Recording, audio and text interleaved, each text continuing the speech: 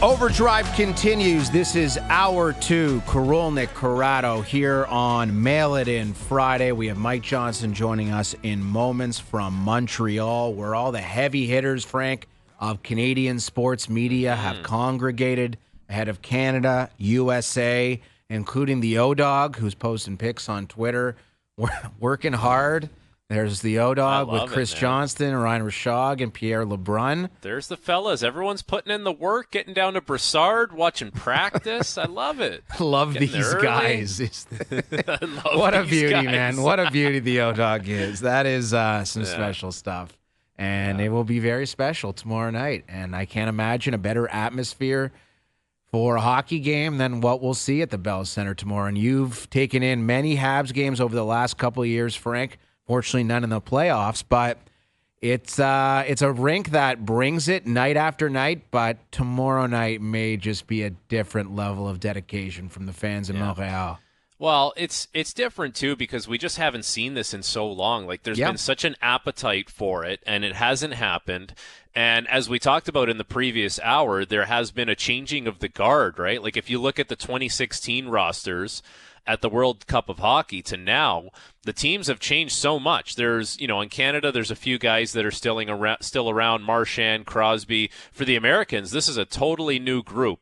And so, we've kind of seen this era of hockey players explode with, like, the highlight reel goals, the skill level. It's different. Like, the Americans are not, I don't know, they're a different type of team than what they used to be, where I'm not going to say that they weren't skilled, but they played like the, just heavy forecheck style game, very simple, meat and potatoes. Call it that. They weren't as skilled as Canada. Not even close. They've kind of blended it. They've blended it. Like, they got the super skilled players, but they've got the big bodies, and they're kind of meshing the best of both worlds. And for Canada, like, still the high end skill, speed, all that kind of stuff, the intelligence, it's all there. It's two different teams that are trying to get the same result, which I think is going to be pretty unique to see. And as far as Montreal and the Bell Center, like, they've completely knocked it out of the park. Like, the fans have got behind it in the best possible way, and the atmosphere there has been unbelievable to see. Who do you think they bring out Saturday? They had Mario Lemieux.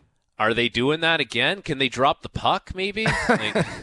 No, I want to see legends. I want to see it. Maybe a Montreal Canadiens legend, perhaps. Dude, that might blow I'm the all for barn seeing apart. legends, but the 8:23 puck drop, it's tough. when it's supposed, they say it's 8. I don't know. Maybe we can keep it a little tighter. Yeah, I advocate for. I'm not complaining. You should complain. No, as a hockey viewer, you should complain. Because it just takes way too long. The games end too late, and the delay is simply unnecessary. There's ways around it. Everybody in your seats at 7:45 for a special presentation. We got to ask Johnny. Yes.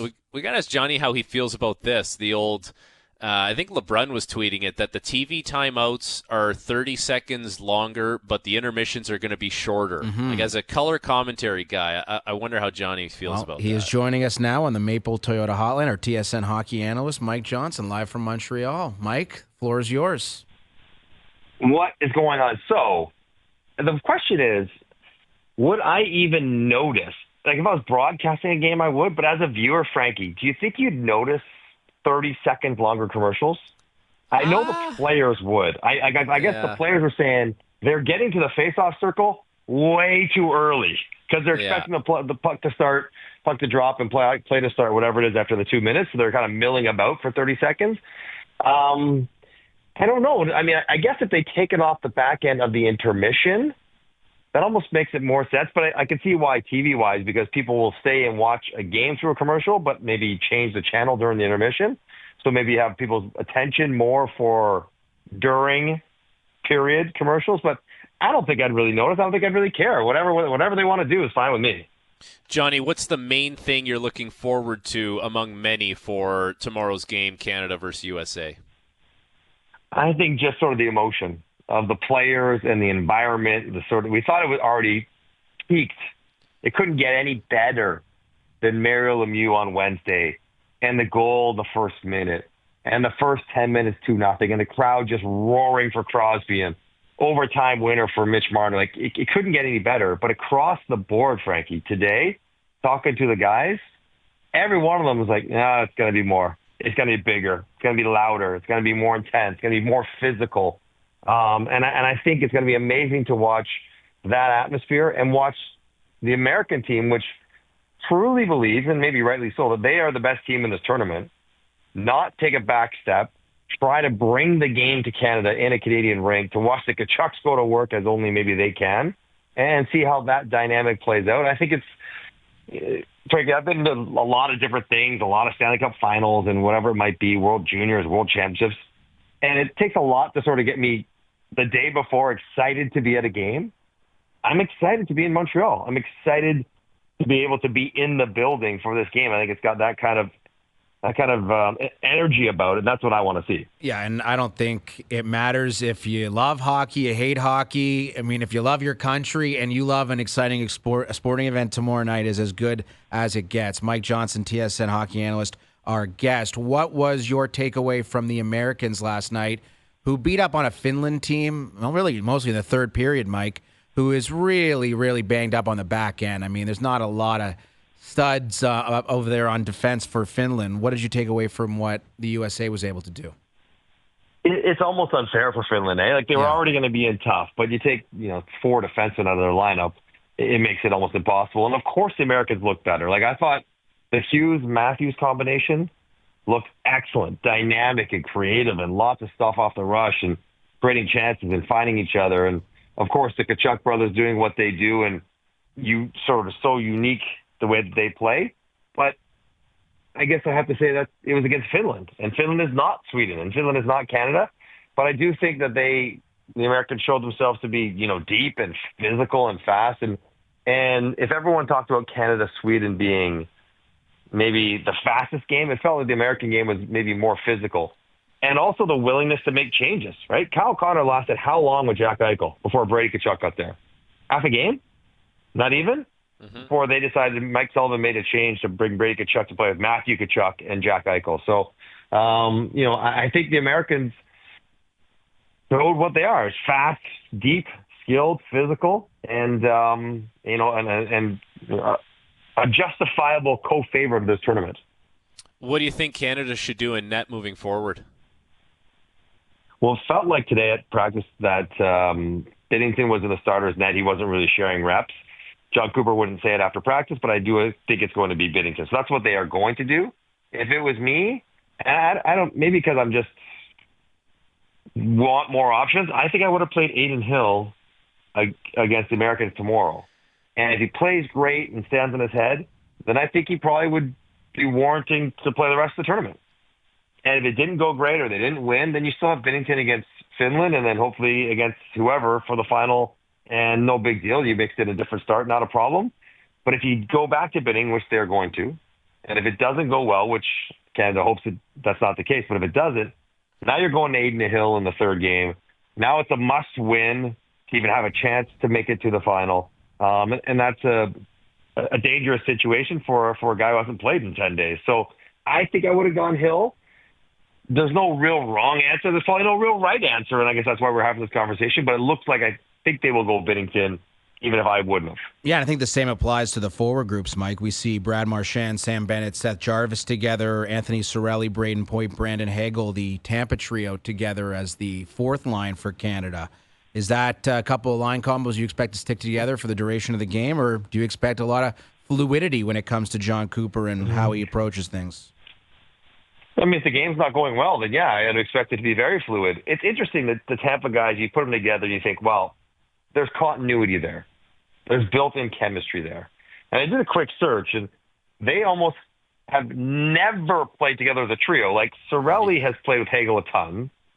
Point has played with Hagel a ton.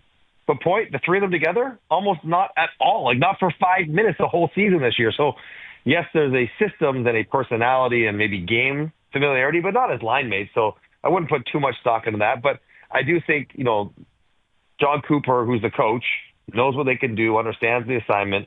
And I think what Coop likes beyond the Tampa guys is the idea of Marchand and Sam Bennett, which is, curious because they've had their own run-ins, right? Like that little rabbit punch hit that Bennett delivered to Marchand in the playoffs that knocked him out. But I think as a physical response to what they anticipate being a physical, emotional game. And the two guys who they hope can not just play physically, but bring a little attitude into the game are those guys. But we'll see how it goes. If it doesn't go well, then they'll mix and match, and they'll still try to figure it out in this game and going forward. But I think that's the logic behind it anyways. How much of a factor do you think not having Shea Theodore and Cale Makar potentially being sick can play into this game tomorrow? It's huge. It's huge. I mean, you think with Theodore's injury, Makar and Taves would have been, what do you think, Frankie, 27 minutes or so, maybe more? They were. Like, Makar was 28, Taves was 25 and change, almost 26 already. But that was with 5 guys. I mean, even I'm saying with 6, I still think they get to 27, 28. You know what I mean? Like, I think against the Americans in that kind of game, I think those two are going to be unquestionably the number one pair. If you take Makar out of the lineup, then it's Thomas Harley, I guess, is going to play, and they've did some jumping through hoops and rewriting rules to make it so that he can be in Montreal and take a morning skate and maybe play if he's hurt, whatever, or sick. But you take Makar out and how special he is in all the situations he plays in, the defense in Canada gets much, much thinner. I mean, Thomas Harley, Travis Sanheim, Drew Doughty, all guys who would have been maybe bubble members of this team, but to have 3 of them playing in the most important game, that's probably not ideal for Canada. So I think hopefully Makar's healthy, because if he's not, that's trouble. The other part is, I thought, Frankie, when I watched the game, Josh Morrissey, who I think is just a tremendous player, so good. Him and Colton Parayko were they're okay. And I think it's on them to be really good. And I think Morrissey's got to sort of smooth out some of the stuff that Parayko doesn't do quite as well. Maybe Parayko's got to be a play finisher for Morrissey. They were just okay, but I don't know if Canada beats the U.S. unless that second pair, whether Makar's in the lineup or not, but even more so if he's not, gets a little bit more cohesive together. TSN Hockey analyst Mike Johnson, our guest. Can you take us through the vibes in Montreal, Mike? The streets, or that the talk of the town? What's going on at the Four Nations face-off? You're a Montreal Canadiens legend in your own right. Fill us in. Well, I appreciate the legendary call. In my own mind is right. Not my own rights, but it's buzzing here. Yes, you get to the airport, there's signage up. You get around the rinks, there's signs everywhere, lots of activations. There's a YouTuber game went on this afternoon. People are excited, and people are intrigued by what's going on. I think the idea of, best on best excites people. The idea of Canada playing a sport in which Canada thinks we are the best in excites Canadians. And I think, sadly, like a little bit of or maybe not sadly, like a little bit of the Canada-U.S. stuff that may be going on in the general world makes the game almost a little bit more compelling in that way as well. So, I think people are very much into this tournament and into tomorrow. Doubleheader, which will be fun. You forget Sweden, Finland, who are as fierce rivals as Canada-U.S. and dislike each other, are as combative as the late game. They're playing in the afternoon, then the late game. It's going to be a great day. I think, and it's just, 4 or 5 days of hockey, but I think it's something. Montreal has risen to the occasion of being a proper opening host for this tournament. Well, speaking of rising to the occasion, you have Mitch Marner versus Auston Matthews tomorrow, which is, it gets lost in the shuffle, but I think there's an intrigue factor to it. It's two of the best players in the league, both play for the Toronto Maple Leafs. Playoff success has eluded these guys to a certain degree, especially from a team perspective. Any thought as far as how that matchup goes within the game? I don't know if Auston Matthews plays against McDavid. I don't know if they'll be on the ice against each other a lot. I know it's the cone of silence right now that the Maple Leaf guys have not spoken in this tournament. They've not sort of wished each other well or on the text chain anymore. They're sort of just doing their own thing. I think for Auston, this is not a one-on-one battle at all. I think if I had to guess, Auston Matthews is taking this, I'm the captain of the American team, and he wants to be part of a successful game where his team wins, the team that he's leading wins. I think for Mitch, Mitch prides himself on his competitive spirit, the same way when Auston Matthews goes out of the Leaf lineup, that Marner really elevates and it shows people I am also great, and I don't need Auston Matthews to be a difference maker, to pile up points. And he didn't this year when he was just incredible. And I think maybe in Mitch's mind, there'll be a little bit of a one-on-one comparison where he wants to play as well as his teammate, as well as win the game. Whereas maybe for Auston, it doesn't resonate quite that way. He's just probably thinking about, I want to lead my team to the win. Mike, it was such an incredible opening game for Crosby with those 3 primary assists. Yesterday on the show, the O-Dog made a point of reference to Brendan Shanahan following the 96 World Cup of Hockey when he was with Hartford with O, and said when he got back from the tournament, calls the GM up and says, hey, I don't want to be here anymore. I'm not saying that's what Sidney Crosby is going to say when he returns to Pittsburgh following the conclusion of the Four Nations face-off, but do you think perhaps this experience could alter how Sidney Crosby thinks about the rest of his NHL career? That is juicy. Juicy. I mean, could it ignite his competitive fire to the point where he thinks, I don't want to be in a rebuilding situation, which is what Pittsburgh's going to be in the next couple of years. They've sort of acknowledged that. And if they trade Rickard Rakell away the same way they traded Jake Gensel away, will that, add another bit of fuel to that fire? Perhaps. And then you couple that with, does the rest of the league now see what, like as if we need a reminder, but a reminder of how great Sidney Crosby can be. If he leads this tournament in scoring and Canada wins the tournament, does that make Colorado say, listen, we got to push harder. We got to go after him harder because look how great he still is in the biggest moments. That's what we need. The Leafs need a third line, second line center. That's the guy we can go get. Let's trade our prospects. Let's trade our first rounders for him. Who cares? Because he's so great. I wonder if that sentiment grows across the league. I mean, maybe I think that might be wishful thinking because we like the idea of Crosby playing big games. We like the idea of Crosby being in the cup hunt. I don't know if it's going to go down that road, but boy, if he can do anything like it in the first game throughout the rest of this tournament, teams will still be calling Kyle Dubas saying, can you talk to him? Does he want to go? Because we'd love to have him. Well, I mean, like if you want to make that happen, like to quote The Godfather, like make him an offer he can't refuse. I don't know. Like you're going to have to get there if you want to get Sidney Crosby. Like you're not getting it done with your B prospect and a couple picks. It's going to have to be a monumental move. But I thought another thing was interesting when it comes to Sid. They bring out all those legends of the game beforehand. And, of course, Mario Lemieux comes out. And then you start to think, okay, how about the ovation for Mario, the respect he gets? And that's in Montreal. And this guy was a Pittsburgh Penguin and a Pittsburgh Penguin only. And you watch the way they kind of look at each other, and I'm like, I think Sid wants that. Like, I think Sid might just want to be what Mario Lemieux is, and he was a Penguin for life, and just kind of follow in his footsteps. And like, I don't know, maybe he is okay with that, and we're going to have Four Nations this year, we're going to have Olympics next year, and 2 years after that we're going to have the World Cup of Hockey. There's a very realistic chance that Sidney Crosby is still playing high-level hockey into his early 40s. Like, I wouldn't put it past him. You're right. You're right. And I think that's not really a question, though. I think Sid does want that. Like, Sid does want to be a lifer in one organization, like his old landlord, Mario Lemieux, and be revered for the fact that he was able to do it all in one place. The competing motivation is his desire to win, right? Because he's not going to be able to have both. So what's stronger? His desire for the legacy of the single organization or his desire to go try to win some more? I guess my point is he'll get the desire to win in the Olympics and then possibly 2 years after that with the World Cup of Hockey. So you get to scratch your itch and kind of get both, just not at the NHL level if Pittsburgh's still where they're at. You're right. But Frankie, as you could, like, if you are a 70-point team, and Pittsburgh's not that, but they might be close to it, those are some long years. Yeah. And does Sid want, like, yes, you'll be looking forward to the Olympics for sure, but does he want to go through 2.5 years of 70-point existence? And I've done it, and it can be crappy, even if you're Sidney Crosby, even if you make a ton of money, even if your legacy is intact as one of the greatest of all time.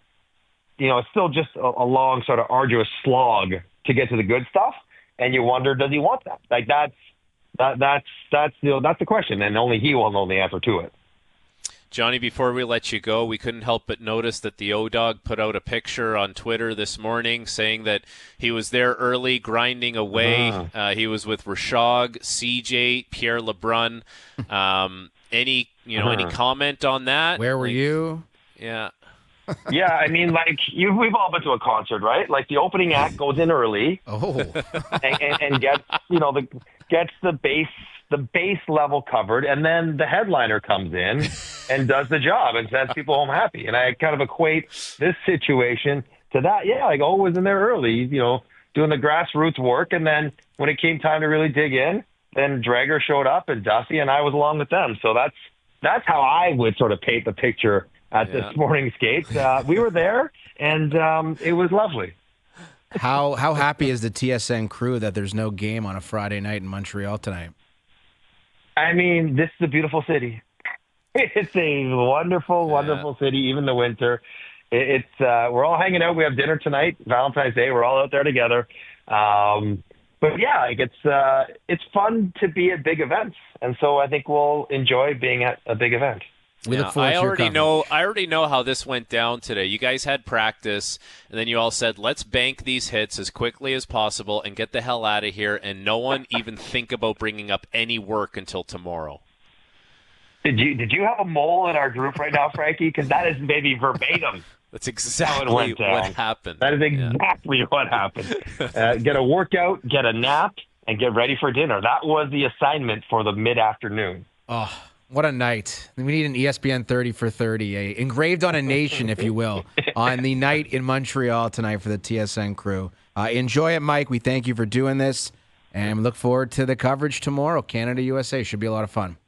All right, boys. Enjoy the weekend. All right, that's Mike Johnson, TSN hockey analyst, who joined us on the Maple Toyota hotline. Count on Maple Toyota for the right winter tire package for your Toyota. Trade in your tires, buy a new set, and get $40 back. Visit mapletoyota.com. You and Brian Mudryk spent many a night on the road to Montreal for the last couple of years, Frank. Hopefully you gave the squad a good restaurant recommendation. I did no such thing. No one reached out to me. Wow. And quite frankly, why would they? Like, I'm not there that much. We're there to work, man. Business trip. You know what I mean? We got a lot of work to do. Yes, you do. You and Muddy, hard at work at all times. Never any fun times had on the Montreal Canadiens broadcast here at TSN. But, yeah, it should be something special. And the city, I know, is just abuzz with the excitement, and it should be, because I think tomorrow night will be something really, really special, something I think we will remember for a long time. That's the type of quality hockey that I'm expecting, and frankly, this tournament deserves a Canada-USA final. I don't care how they have to make it happen. If Bevan has to step in and say, sorry, Sweden, just not happening. I don't care how many points you have. It's funny you mentioned Sweden. We're it doesn't seeing feel Canada, like US. It doesn't feel like the Finns are going to be able to do it, does it? Like, No. I think the Swedes, and even the Swedes, like down the middle of the ice, they don't instill a lot of confidence in me, the Swedes. Like, I really think they're built from the back end out, where their goaltenders got to play great. I think they have some of the best shutdown defensemen in the NHL playing on that group. Erik Karlsson looked great in the first game. I thought, in that situation, playing with some good players and a steady partner, he looks awesome. But ultimately, like, if you're relying on Zibanejad and Pettersson to go head-to-head against, the big boys for Canada and the U.S., you're asking a lot out of guys that are on the wing. Kempe, Nylander, Jesper Bratt.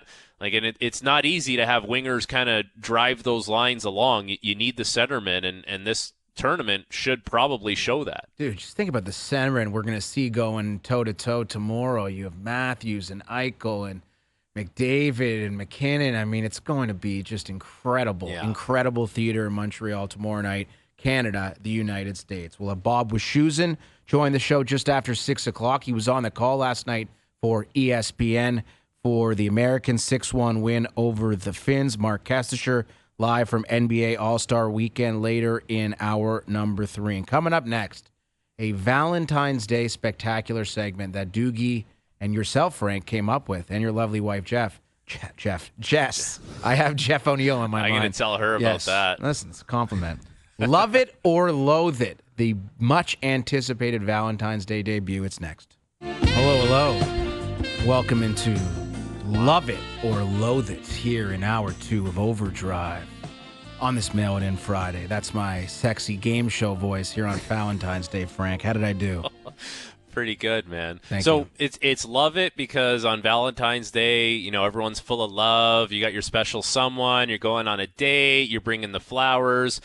And it's loathe because if you're not with someone, but you see your ex with someone, you just loathe that. You hate definitely it so much. And I think there's also people who loathe. Wait, was that Newman from Seinfeld? I loathe you. I'm quite sure right.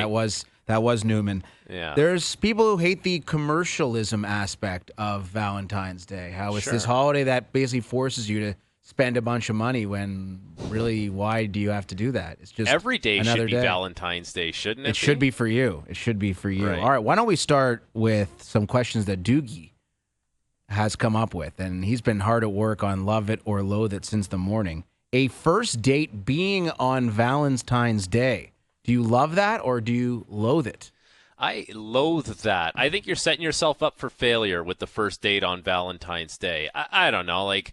The first date should be a standalone event, not associated with something that is going to come around every year like Valentine's Day, where, you know, like you mentioned, the commercialization of it leads to having to do more. I don't know. I like the fact that you can have your special day as your first date, and it's not affiliated with Valentine's Day. Totally with you. It puts way too much pressure on a first date as well. Yeah. Valentine's Day is the day of love, and you're meeting this person potentially for the first time, going out with them for the first time.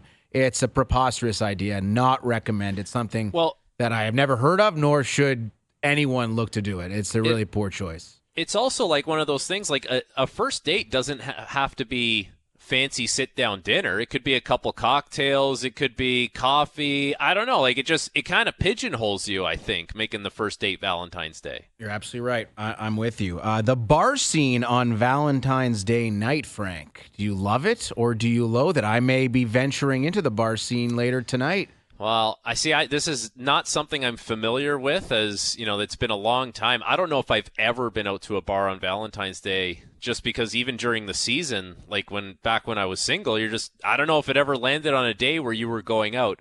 I'm going to say I love it because, hey, if you're not with anyone, why not go out to the bar, see what's going on? There's other people that might be looking for that special someone, and maybe you find someone that you've been looking for. I love it, man. Go out there, see who's out there. I think it's a great night for love and the pursuit of love because, you know, if you're out there and you're by yourself or maybe with another friend, it's likely that you're on the market, and it really makes it a lot easier to determine who is indeed available. John Tavares, Frank, could very well be available as a pending unrestricted free agent. Do you love or loathe this idea for the Toronto Maple Leafs? A 4-year deal, $6.5 million AAV. I actually don't loathe it. I just don't love it. Okay. But I guess if you forced me to pick, I would say loathe. I can neither confirm or deny that. Thank you. Oh, it's weird how all these things are just exactly the same. No, it's not weird. That's a radio construct. Every segment is the same with different names and different drops. It doesn't matter.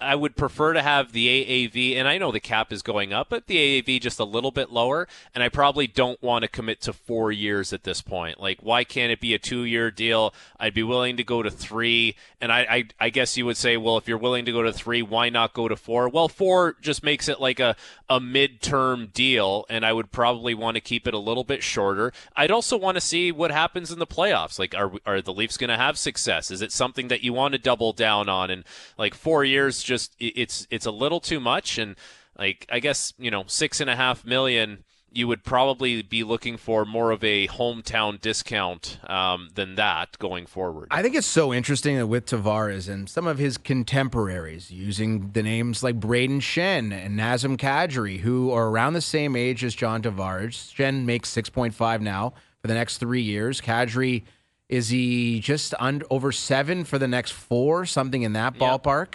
So there are Leaf fans out there who are clamoring for Toronto to trade for these guys, and I think both are inferior players to John Tavares at this point in their respective careers. If you're a Leaf fan and saying, the Leafs should go out and trade for Braden Shen, give up assets to bring in Braden Shen, and then the $6.5 million for the next 3 years, then you should be delighted by the prospect of signing John Tavares for $6.5 million AAV because he's a better player than Braden Shen is. Yeah, I get it. And I think, like, it's crazy to say that too, because the cap is going to be going up. We're going to have a little more roster flexibility, all that kind of stuff. I don't know. There's just something about the fact that it hasn't necessarily worked here with this group, and maybe that'll change this year. But if you were going to bring, let's say everything kind of remained the same. Like you win a round and then you go out in round 2, which is the furthest they've been in this whole group's tenure. I don't know. Like you're basically saying we're happy with bringing everyone back, and with that result, and it puts you in a situation where you're like, wouldn't you like to get a little bit of a discount on that? I know there's going to be teams that want to pay him maybe Stamkos money, but like Toronto's got to find a way to bring in some other players to get a different look at things if it doesn't necessarily work, don't they? I completely agree. And I think a lot of it is going to be about how much Tavares is willing to accept deferred money down the road. Is he willing to go full Shohei Ohtani? Like, how much money can you accept as a deferred payment in the NHL? I love the deferred money thing. I think it's a pretty smart move. It helps the team out. But think about this, and these guys have all made a lot of money, but not everyone has made enough money to the point where they never have to do anything again for the rest of their lives.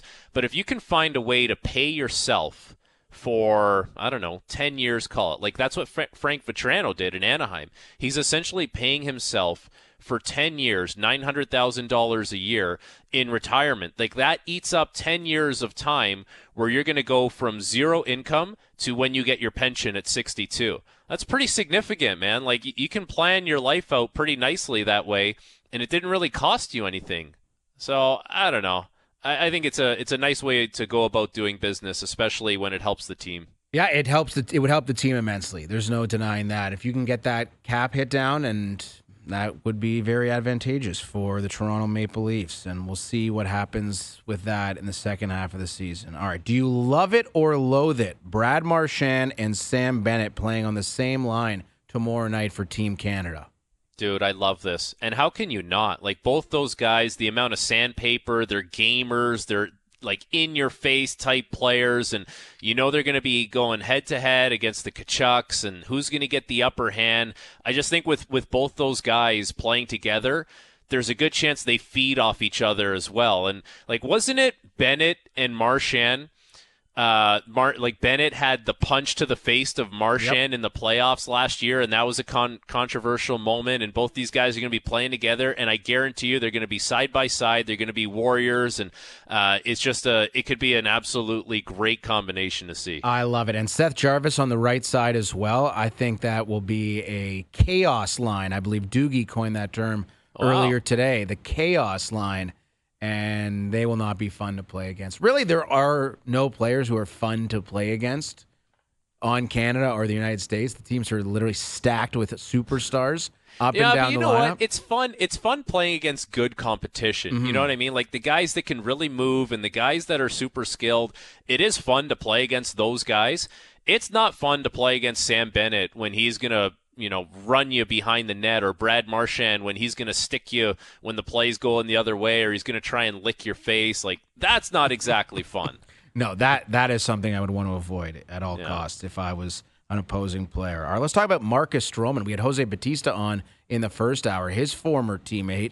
He is not offering flexibility to the New York Yankees, saying, I'm a starter, I won't pitch out of the bullpen.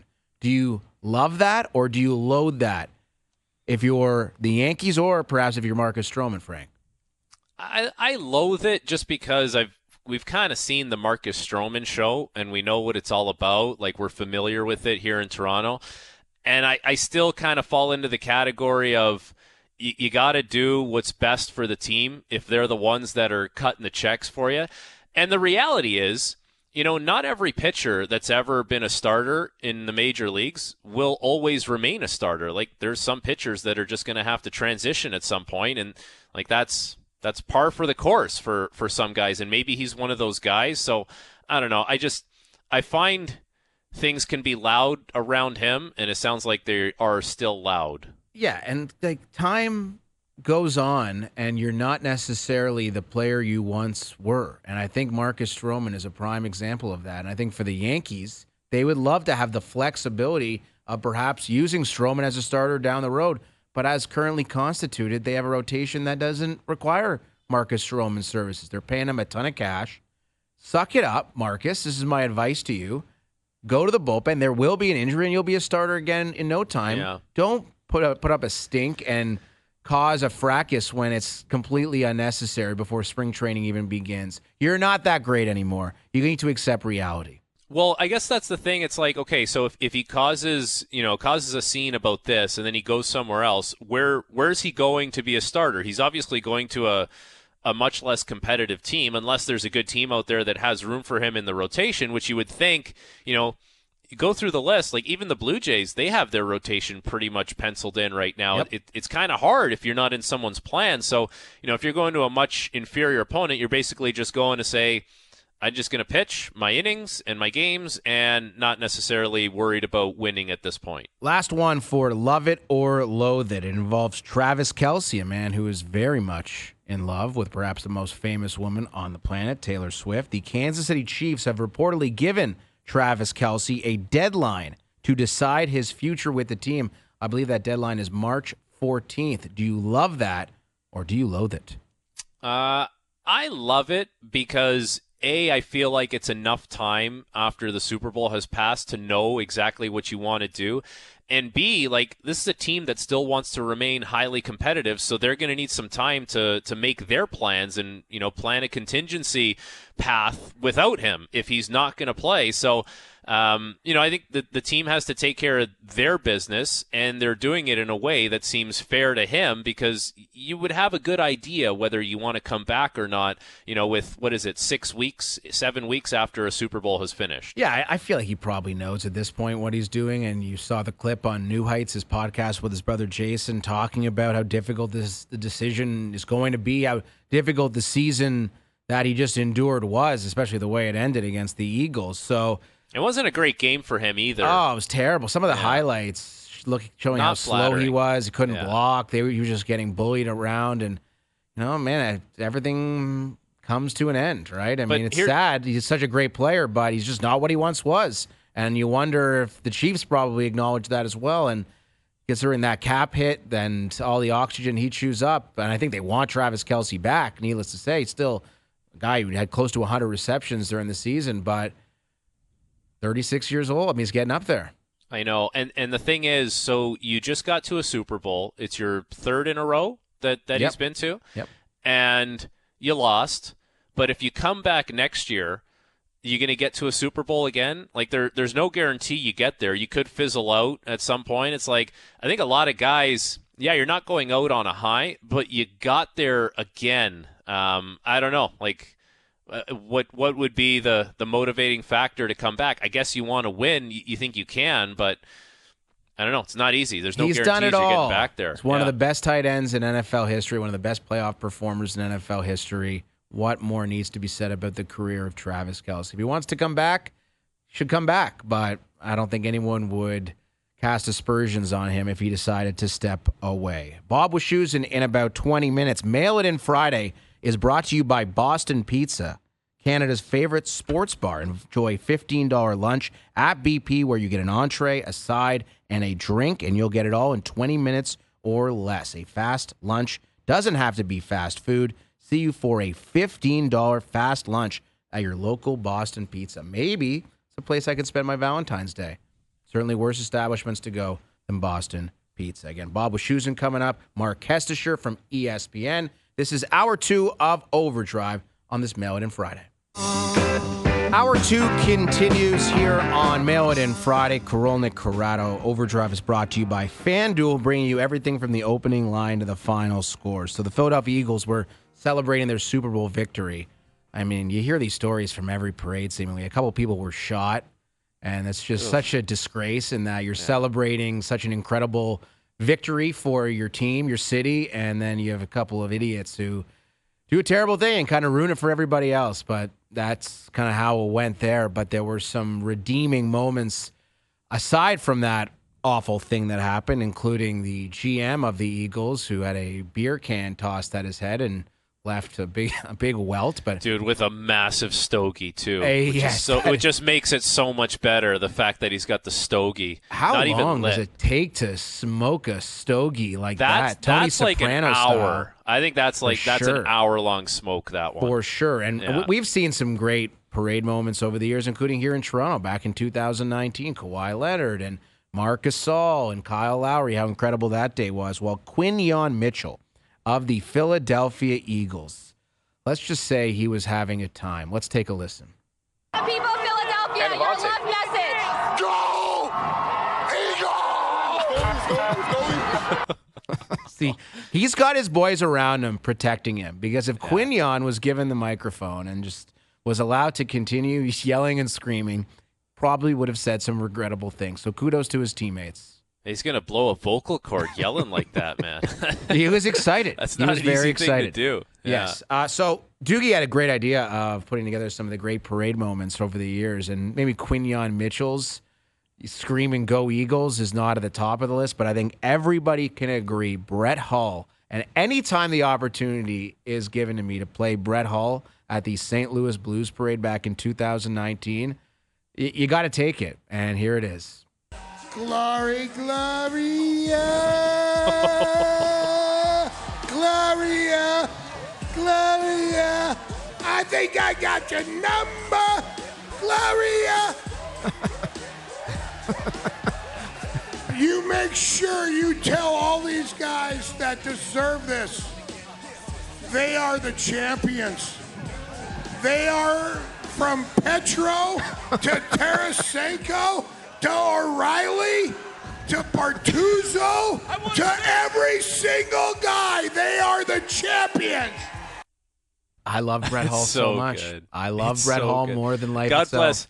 God bless Panger going over, just putting a hand on his back. Let's get you going, Brett, man. But you know Hully, what? Like, come on, buddy. Listen, you win a championship, you kind of get a free pass within reason, of course. But that's it's good stuff, man. Brett Hull. I love enjoying Brett it. Hull. I love the fact that he's singing the Gloria song, but like a completely different song is playing on the speakers for sure. too. And he has the beer in his left hand, and it's just a beautiful, beautiful sight. Yeah. Corey Crawford of the Blackhawks back in the day. I'm not sure if this was the 2010 parade or the 2013 parade for the Blackhawks. Maybe 2015. This guy had a lot of, I guess he wasn't there in 2010. Wasn't Antti Niemi the goalie for the Blackhawks in 2010? So it was 13 or 15 for Corey Crawford. And let's just say he got in one. I got a little present here. It's a trophy we give out after every game. The belt. I think it should go to the best player in the playoffs, number 50, Corey Crawford. All right, Chicago! Biggest bunch of beauties in the league. Worked their off for this trophy. No one will ever take this away from us. We're the champs.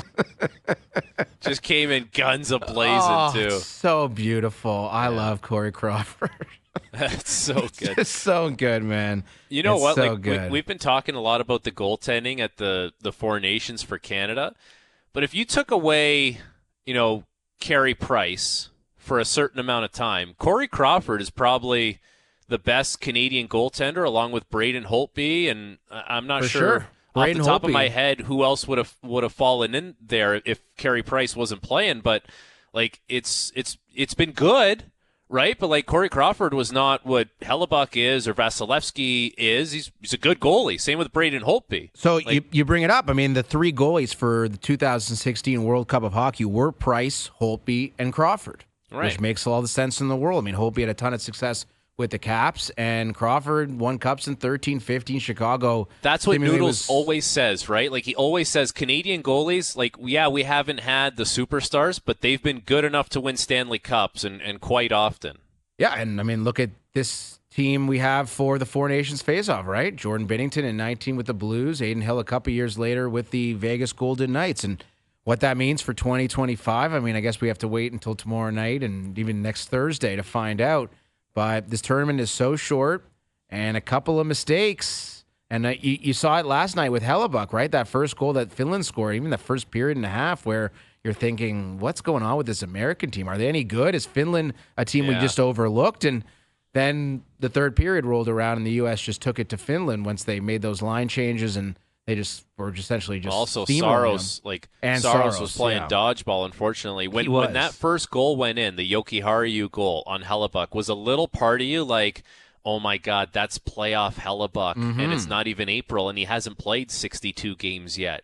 Like there. Like a little bit of concern, but then he was fine. He settled in fine after that. Yeah, I'm looking at the 16 team. Jake Muzzin was part of Canada. Yeah, in that season. Yeah, Jay Bouwmeester, who represented Canada so many times. He was a lock. He was like for all those teams. Bouwmeester was a lock. Well, just such a good, steady defenseman, right? Right. Yeah. He was there forever. Alex Pietrangelo, of course, would have been on this year's Four Nations team if he hadn't suffered that injury, and you'll probably see him in 26, assuming that all gets rectified with regards to his health. So it's amazing to think about where Canada has come and where we are at this point in time with all the skill up front. And, I mean, clearly an awesome roster constructed over the years for Canada. Maybe it's more so the Americans that have really progressed here, and we're going to see it tomorrow night, Canada-USA at the Bell Center. We have a couple of great guests coming your way, Bob Wischusen and Mark Kestecher ahead in Hour 3 of Overdrive on this Mail It In Friday.